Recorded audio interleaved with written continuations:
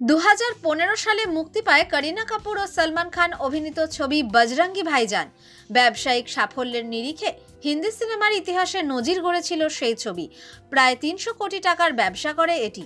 এর আগে সলমানের দবং 2 ছবিতে একটি আইটেম ডান্স করেছিলেন করিনা। শুধু তাই নয়, সলমান করিনা জুটির বডিগার্ড ছবিটিও বক্স অফিসে হিট। নিজের কেরিয়ারের মধ্য গগনে থাকাকালীন হঠাৎই 2012 সালে সৈফ আলী খানকে বিয়ে করেন বলিউডের বেবো। করিনাকে সৈফকে বিয়ে করতেই কি রুষ্ট হন সলমান?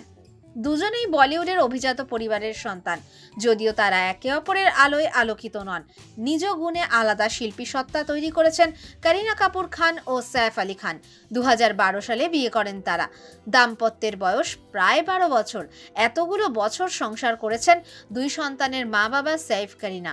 কিন্তু সৈফের সঙ্গে বিয়ের পরই সলমান অভিনেত্রীকে বলেন ভুল খানকে বিয়ে করে ফেলেছে। পর্দায় সলমান করিনা জুটি হিট। ব্যক্তিগত জীবনেও সলমানের সঙ্গে হৃদ্যতার সম্পর্ক করিনার। শুধু সলমান নন, আমির খানও শাহরুখ খানের সঙ্গেও একাধিক জুটি দিয়ে হিট ছবি করেছেন করিনা। বিয়ের বছরেই সৈফের সঙ্গে জুটি বেঁধে এজেন্ট বিনোদ ছবিতে কাজ করেন করিনা। বাকি 3 খানের সঙ্গে তার ছবি হিট হলেও সৈফের সঙ্গে তার ছবি একেবারে ফ্লপ।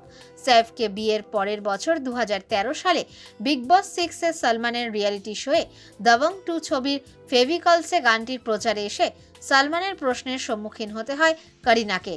সলমান অভিনেত্রীকে বলেন তিনি এই মঞ্চ থেকে সৈফকে কিছু বলতে চান কিনা। সলজ্জ হেসে করিনা বলেন, হাই সৈফ। করিনার স্বল্প উত্তর শুনে হতাশ হয়ে সলমান বলেন, তুমি ভুল খানকে বিয়ে করেছো। এমনিতেই রসিকতা করা সলমানের স্বভাব। মজা করেই করিনাকে একথা বলেছিলেন অভিনেতা।